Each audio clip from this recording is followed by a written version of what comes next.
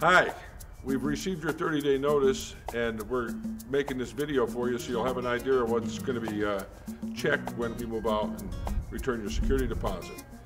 First thing that we're going to be checking is the outside of the house, and if the garage is looking like this, you can expect to have the cleaning of the garage removed from your security deposit.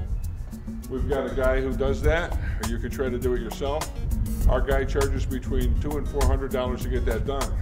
Another thing that we're going to be looking at is the outside of the house, where we've got the stuff that's left behind that wasn't there when you moved in. And these weeds need to be pulled. Next tenant's going to want it the same way you found it. Someone's got to pay to get it done. It was your responsibility, so expect that to come out of your security deposit if you don't take care of it yourself. This house is a two-story house, so the story is that the windows need to be cleaned on the inside and on the outside.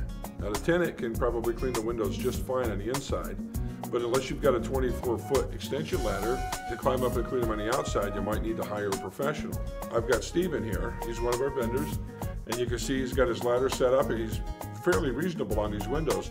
So this right here would be $16. That upstairs window would be $8. $8 for every window, because there's an inside pane and an outside pane, and there's an upper and lower pane. So $8 a window. And we have also the screens. This is the box screens, regular screens. We do charge $4 each screens. Basically what we do, we take down the screens, we put it in the driveway, and we have a high pressure washer, and we use a safe not to tear down the screens to get the water to perfect clean. It's going to be a brand new screen. Right. The kitchen and the bathrooms of the home are where we spend the most money in the cleaning. Most people don't think to pull the stove out and just clean the top of it and what they can reach, but the stove is very, very easy to pull out. As you can see on this stove right here, quite a bit of stuff. There's a piece of food right there, a lot of grease along the side of the stove. Doesn't look like they ever cooked anything in the oven, so there'll be no money spent there. Now behind the stove has some roach traps down there, it has a rag, and the floor is pretty grimy behind there because of all the grease. We'll pull the refrigerator out, take a look at the sides there. Another thing to do that will save you a lot of money is clean out all of the drawers. Get your vacuum before you pack that up and take that with you to your next house. Look at the drawers and vacuum out. As you look inside this drawer here, there's a lot of particles that are just moving around loose. The next tenant that moves in is not going to want to have to clean that up, so I'm going to have to clean that in preparation for that. Another thing we're going to do is check the condition of the flooring. When the tenant moved into this house, the flooring was in great shape. Apparently they had a pet in the house for a period of time, because flooring doesn't just get chewed up. And if you'll look along here, we've got a nice spot here in the floor that didn't happen because kids ran across it with sneakers on. Another little claw mark, digging mark from a dog. Over here in front of the dishwasher, we've got another area of damage. I'm going to need to use the majority of the security deposit to replace this floor in the kitchen. And this is a one piece of vinyl. It's not that I want to do it, it's just that I've got to get the house ready for the next tenant. This is not normal wear, this is excessive.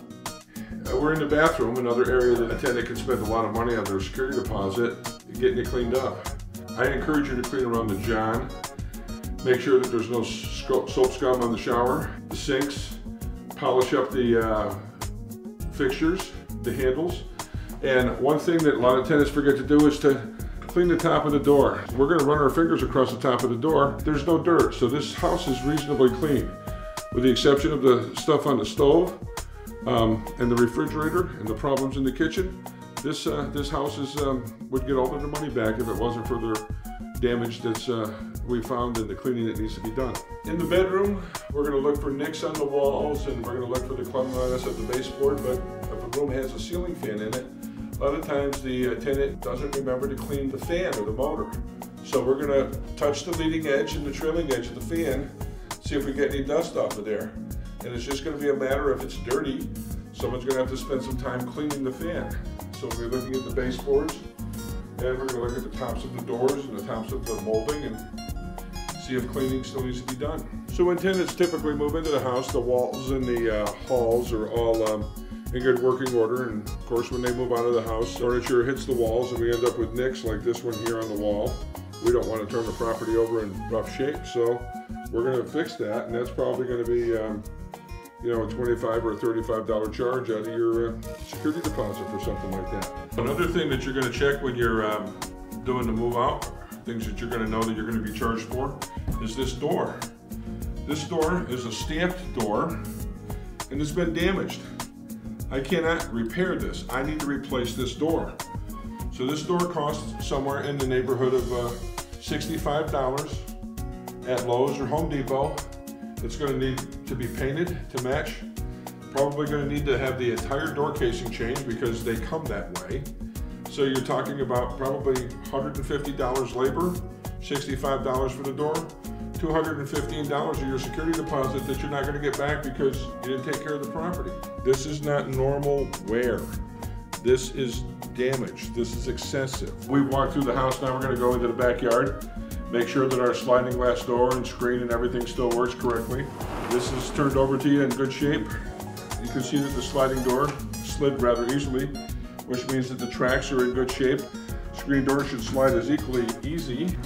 It slides okay, but a lot of dirt in the track. This could be cleaner, and I'm going to have to pay someone to clean this track. $45, $55, $65 an hour. So we're in the backyard of the move-out property, and it should be cleaned. It should be neatly manicured. There should be nothing out here that is out of place.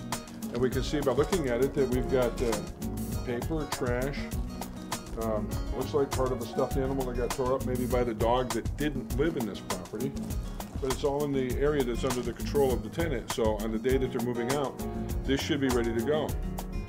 If a windstorm comes up and blows it all in here after they've moved out, then it's my problem. But prior to me taking possession back, this is something that the tenant should take care of. It's not something that the owner should have to pay for.